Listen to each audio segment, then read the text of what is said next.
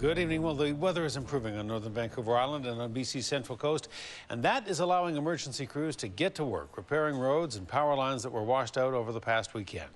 Landslides, flooding water, and washouts prompted evacuations in several small communities, and the weather did some heavy damage as well. South of Port Alice, a massive landslide came down across Highway 30 between the town and the main employer in the area, the Neucel Cellulose Mill.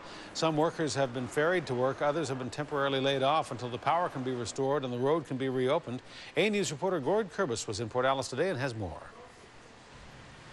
It's a road that right now leads to nowhere. This is normally the route those living in Port Alice travel to get to the nearby mill. On Friday night, a landslide smothered it with debris. Now village crews are trying to figure out how best to get rid of it. It's been estimated 150 to 200,000 cubic meters. It's more than just looking at the debris that's on the road and saying, that would take me X number of truckloads and to haul it away. There's also the stabilization on either side of the road. The storms that hit the North Island triggered a massive slide that came roaring down Rumble Mountain and threatened a nearby trailer park.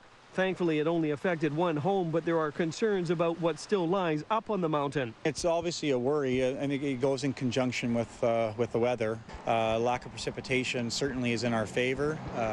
The precipitation and the landslides kind of go hand in hand. Today, a geotechnical surveyor arrived in the community. He toured this smaller slide area, and tomorrow will take to the air to get a view of the larger slide area higher up the mountain. Probably a couple of days thoroughly assessing the situation, and then hopefully shortly thereafter we'll get into clearing the road. On the other side of the debris, the mill employing nearly 400 workers who are now out of work.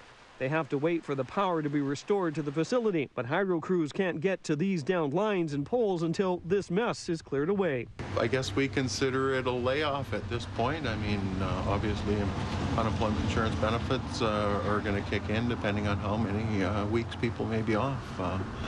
It may be as much as 2 weeks before we can get the mill up and running. But Port Alice is only one community still cleaning up from the weekend storms. Officials consider the main concern on the North Island to still be those displaced from Kingcome Village. With people being evacuated and people being in alert out of their homes, that's probably the biggest issue that we have. And again, they're working on it. They've had several meetings yesterday, and we're hoping to hear some news today of what their plan is, when people will eventually be able to get back to their homes. One bright spot being focused on now is the fact forecasts are calling for relief in the weather, so crews can work on cleanups before any more problems occur.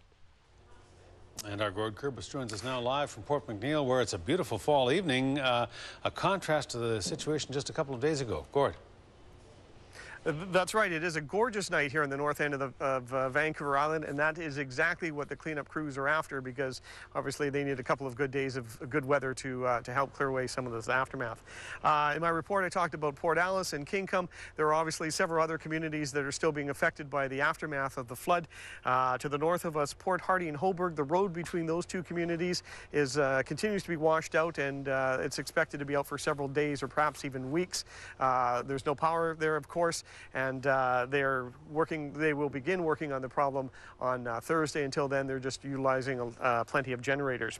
Zeballos to the south of us is still isolated. A few different washouts along that road, and that community is under a state of emergency.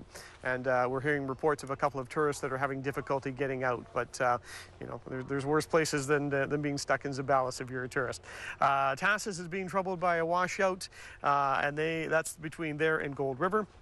And Port Hardy, which was so hard hit over the weekend, they're doing okay. They're drying out, and there's no major road closures. They're taking care of some of the larger sinkholes and cleaning up some of the mess that's still there. And of course, everyone today is still excited about the news from the Premier about providing some provincial money to those that have been affected. So they're looking forward to the fact there could be some money to help them out. All right, hopefully the weather will hold and the cleanup can continue. Gord Kurbis live in Port McNeill. Gord, thank you.